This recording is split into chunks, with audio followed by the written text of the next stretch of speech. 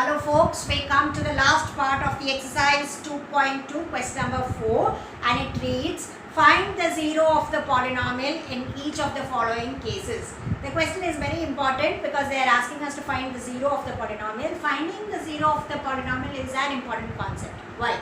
Not only it's important from this year's point of view, it is very important from next year's point of view where they keep asking the zeros of polynomial. Whenever the zero of a polynomial is asked, there is a certain fixed way of doing the working. We will follow that kind of working this year and next year also. We are going to do the same kind of working. So that is why this question gains importance. Find the zero of the polynomial.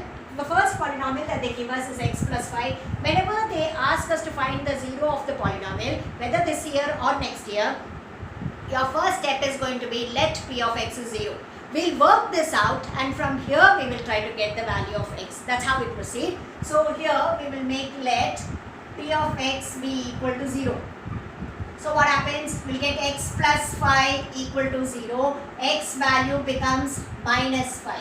And therefore minus 5 becomes the zero of this polynomial. So we can write therefore minus 5 is the zero or is the required zero.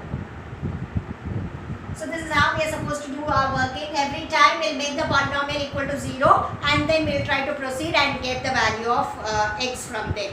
P of x, our next part, P of x equal to x minus 5. We'll follow the same procedure. Let P of x be equal to 0. So you get x minus 5 equal to 0. The value of x becomes 5 and therefore 5 is the required 0.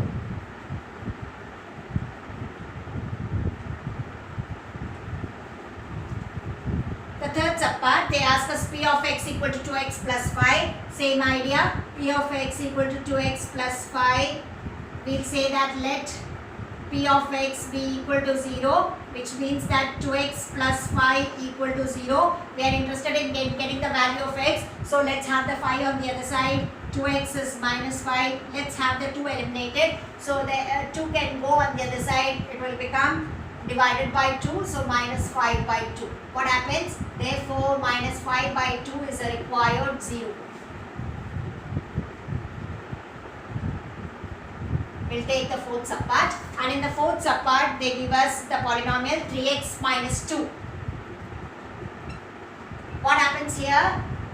Same way, let P of x be equal to 0, which means that 3x minus 2 equal to 0. The 2 can go on the other side, then the 3 can also be moved, so it becomes 2 by 3. Like that, you get 2 by 3 as the required 0, is the required 0.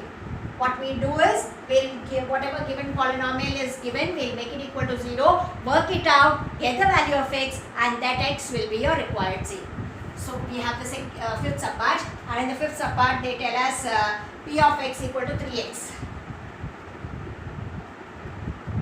So same idea, let P of x be equal to 0, which means 3x equal to 0. The 3 can go on the other side. So you get it as 0 divided by 3, which is 0 itself. Therefore, 0 is the required 0. Similarly, we go to the part number 6. There they give you a similar problem, P of x equal to ax, where a is not 0. So let P of x be equal to 0, which means a into x is 0. The a can go on the other side. It's 0 divided by a, which is 0. Again, 0 is the required 0, like the previous question.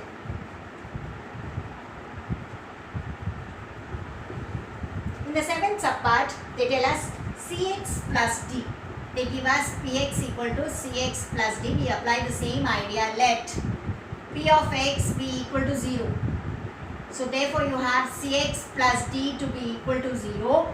Let the d move on the other side, becomes minus d. Then the c, we will try to place it on the other side. It will become minus d by c. Like that, you have minus d by c as a required 0.